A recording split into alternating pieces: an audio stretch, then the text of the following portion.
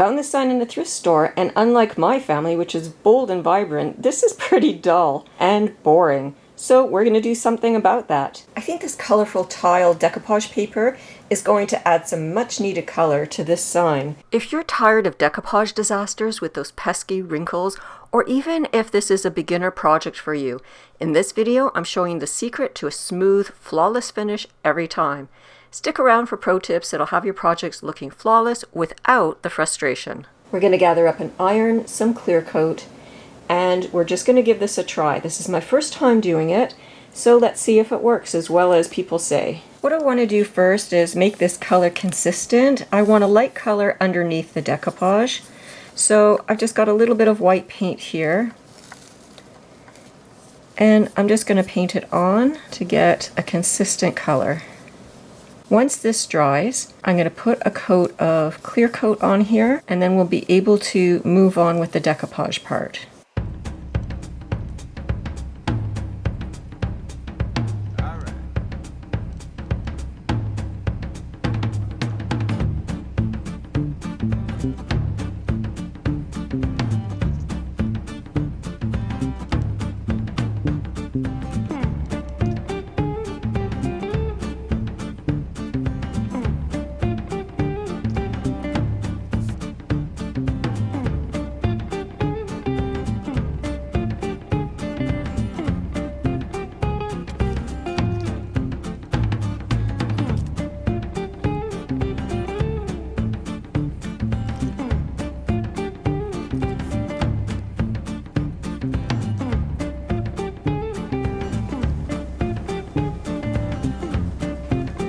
When you're done, let the paint dry thoroughly before moving on to next steps. Now that the white paint is dry, it already looks a million times better. So we're going to put a clear coat on, and then we'll let that dry, then we can move on to our decoupage paper. So on goes the clear coat, and we're going to use this to iron on our paper. We're going to let it dry thoroughly, and then we're going to iron it on, and that's going to melt this and adhere the paper to our sign. Being just a little bit messy here, you don't want it dripping down too much. Just want a smooth coat. You want to make sure that you get full coverage because you don't want the paper not sticking to some areas. So just make sure that you're brushing all of the edges really well and put on a decent thickness. Now be sure to get down at eye level to make sure there are no dry spots. You want to make sure you've got everything covered here. Now if you like, you can put 2 coats on just to be sure that you've got total coverage. You can let this dry for a few hours and then come back and do a second coat. Okay, we're done. We're going to let that dry and we'll come back. I let the first coat dry for a few hours, then I came back, did a second coat, and then I let it sit overnight. I'm using this safety rotary cutter to cut off all the edges here. I don't want to see any of the white. And I'm using a cutting mat right underneath. Now this mat is too small for the size of my paper. I'm too lazy to go searching for my larger size mat, so I'm just going to move it along and pick up where I left off. For some of the products I'm using here, look down in the description. I'll leave some links. And there, beautiful clean edges. I've got the iron heating up and I have the paper placed on top of the sign. I'm just weighing it down with this iron here so it doesn't shift. This is a piece of parchment paper to protect the paper. I don't want it to scorch. I've just got it on a low setting here. One thing to remember when you're ironing is that you're using a dry iron. Never use steam. You do not want to introduce any moisture to this technique. So I'm going to keep the iron moving in circles.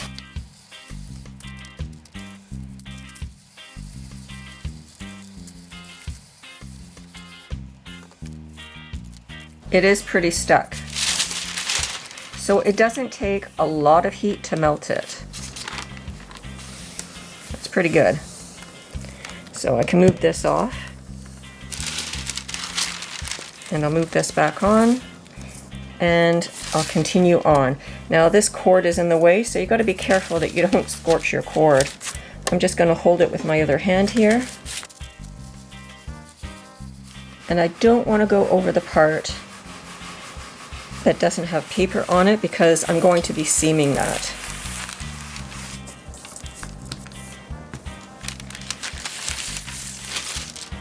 Let's just see how it's doing. That's pretty stuck. There's still some lifting along the edge of the seam there, but that's where I'm going to be piecing it together. So we will be going over that again. I wouldn't be too concerned. It's lifting a bit there, so I'm going to go over it some more. I'm just going to go over it before I do seam it so that when I do, it's going to be a tight connection. Okay, it doesn't take much to melt it. So now what I'm going to do, I'm going to match up the seams here. Don't want any white showing. You want to butt it up really tight. And I am going to put the iron on here so it doesn't shift. And I'm going to start at the seam.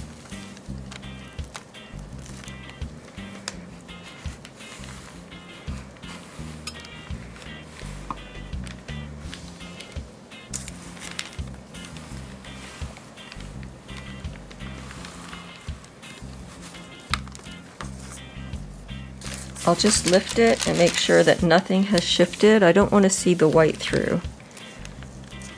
And that's looking good. So as you can see here, we're going to have to cut around the letters. But so far so good.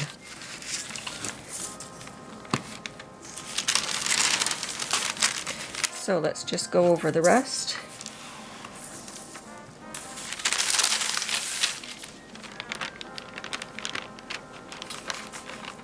So that's nicely stuck.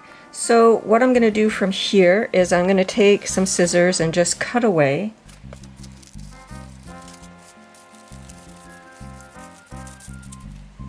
After it cools, I can make some release cuts. You'll want to make these release cuts anywhere you have the interior of a letter so that you can trim it really, really well. And I'm using an X-Acto blade to do that. So I'm starting on the front, and as you'll see momentarily, I'm going to flip it over to finish it off on the back. Before you flip it though, you can also crease along the edges so that you can see where you're going to be cutting. Continue cutting until the interiors of all the letters are freed up.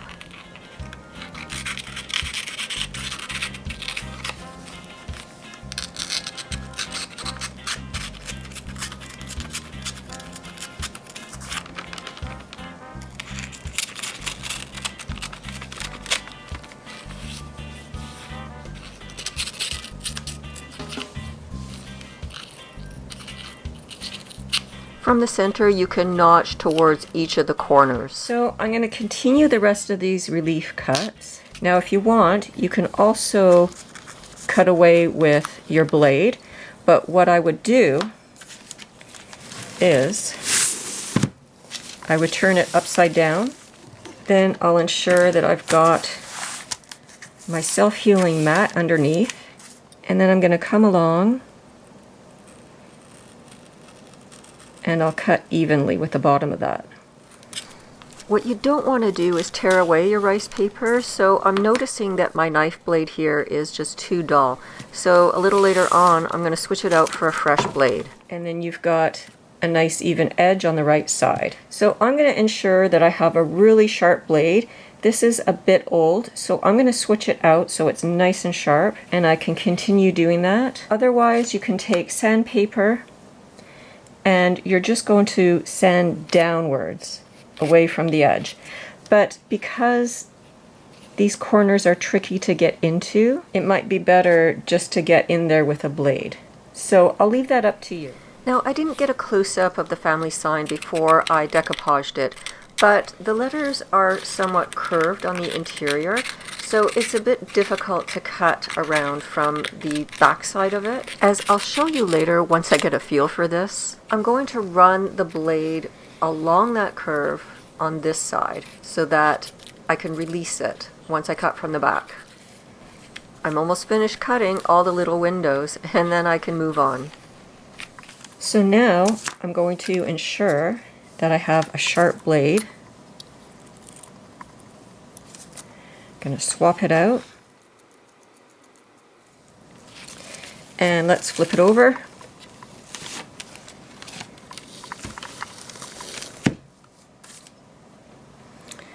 And I can start cutting away. Now you can see clearly at the V of the M how it curves around. It's not just a straight point. So it's going to be very difficult to get into that tight area with the X-Acto knife. It's better to get into that area from the front. Then you can access it more easily. So I'm going to cut my straight lines first, and then I'll go back and I'll release the curved areas from the front. It's a little bit of going back and forth.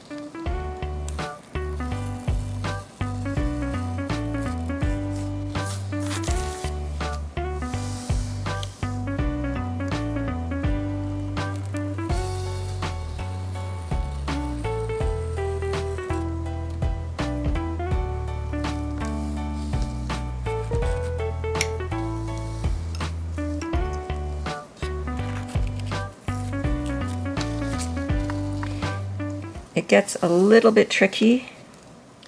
It's hard to get the tool in there. Let's try this way. So here you can see there are actually some bottlenecks between each of the letters, and in that case it's a little bit easier to either get it from the front, or I'm going to turn my knife around and I'm going to go the opposite direction.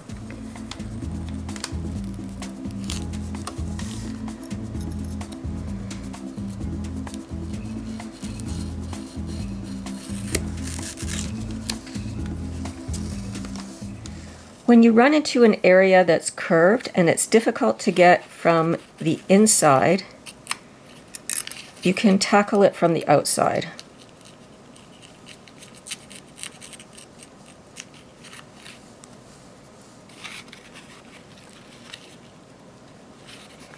It's a bit easier to maneuver.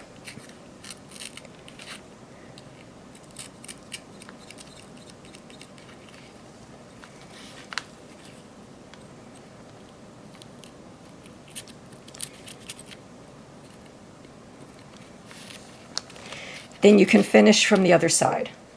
Same with up here.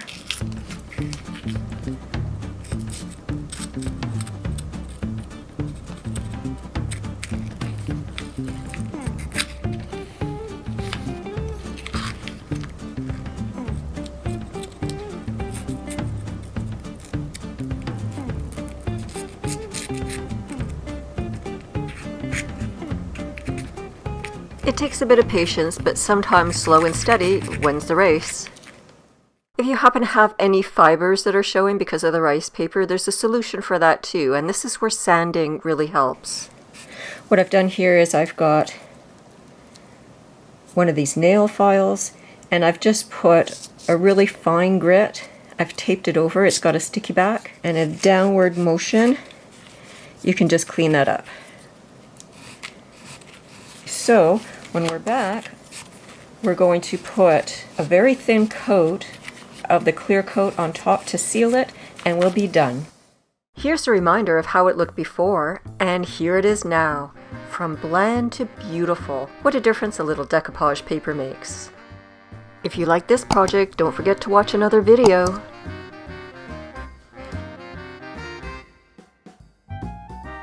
You can find the full tutorial over at birdsofafeather.ca, and don't forget to like, share, and follow right here.